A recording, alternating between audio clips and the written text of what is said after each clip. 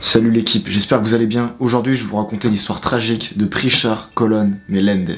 Comment est-il passé de futur star de la boxe à handicapé au rêve brisé? C'est l'histoire que je choisis de vous raconter aujourd'hui.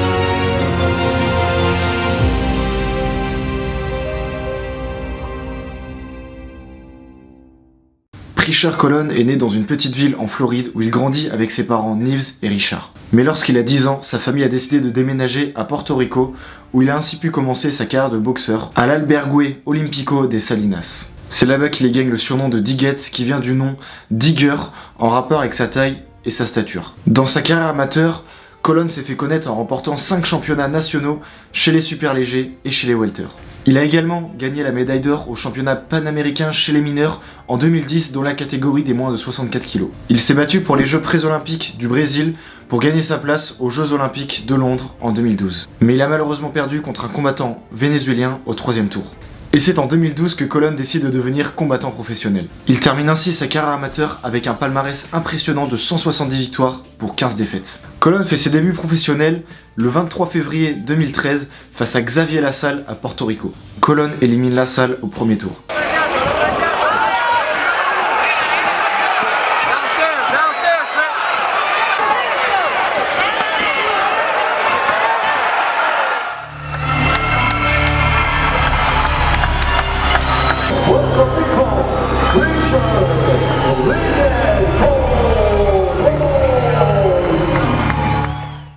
Il combattra 5 fois en 2013 et 7 fois en 2014. Son combat le plus notable a eu lieu le 9 septembre 2015 face à Vivian Harris, un combattant bien plus expérimenté. Le combat a eu lieu au Ricoh Coliseum de Toronto et s'est terminé par une victoire par KO de Colón au 4e round.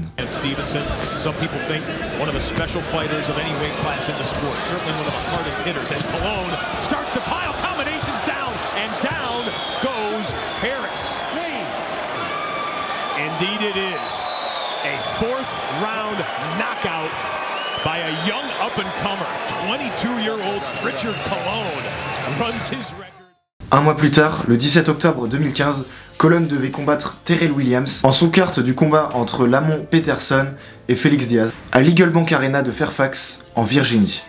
Le combat ne faisait pas initialement partie du programme, mais a été ajouté lorsque le combat qui devait opposer André Dirrell et Blake Caparello a été annulé pour des raisons médicales. Il était déjà devenu une légende à seulement 23 ans, avec 16 victoires, dont 13 par KO. Prichard Colón était clairement un futur champion. Mais le 17 octobre changea définitivement sa vie lors d'un combat prévu en 10 reprises face à Terrell Williams au Eagle Bank Arena à Fairfax. Good right hand by Williams. Big body shot there from Colón. That's him. Body shot from Williams. He's trying to set some other things up. And boom, he missed the big hook that he wanted to land. It's a good combination from Colón. You get so comfortable with the guy and your box. Colón domine pendant la première partie du combat. Cependant, il pointe à plusieurs reprises l'arrière de son crâne pour se plaindre à l'arbitre que Williams lui met des coups du lapin derrière la tête. Au 5e round, Colón, agacé par ses coups derrière la tête, craque et frappe bien en dessous de la ceinture. That's the only way he wins this fight. Stand right there in the pocket, launching punches. Oh! I know it hurts when you get hit there. Wow. Williams se tord de douleur, se relève et menace Prichard, mimant l'égorgement. Colón perd 2 points pour ce coup bas. Le combat reprend, mais Williams a décidé qu'il allait lui faire payer ce coup bas de quelque façon qu'il soit. Le combat continue et Williams, sans pitié, s'acharne sur la nuque de Colón. Au milieu du 7e round, Colón sent une forte douleur qui le fait tomber au tapis. Williams is doing an awesome job here. Determination, motivation. He wants to win. And Colón drops down to his knees. The crowd is furious right now. The ref calls time. Right hand, and yeah, I mean, that was directly to the back of the head. Alors que Prichard a la tête qui tourne, Williams continue de le provoquer. Un docteur l'examine immédiatement, mais après un rapide diagnostic, le médecin le laisse malheureusement continuer le combat, n'ayant pas vu que le boxeur a en réalité une hémorragie interne.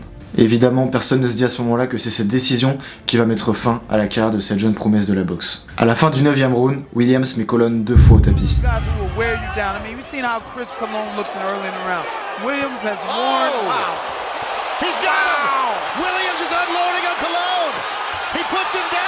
But you see that big punch right there directly to the chin, another one, a third one.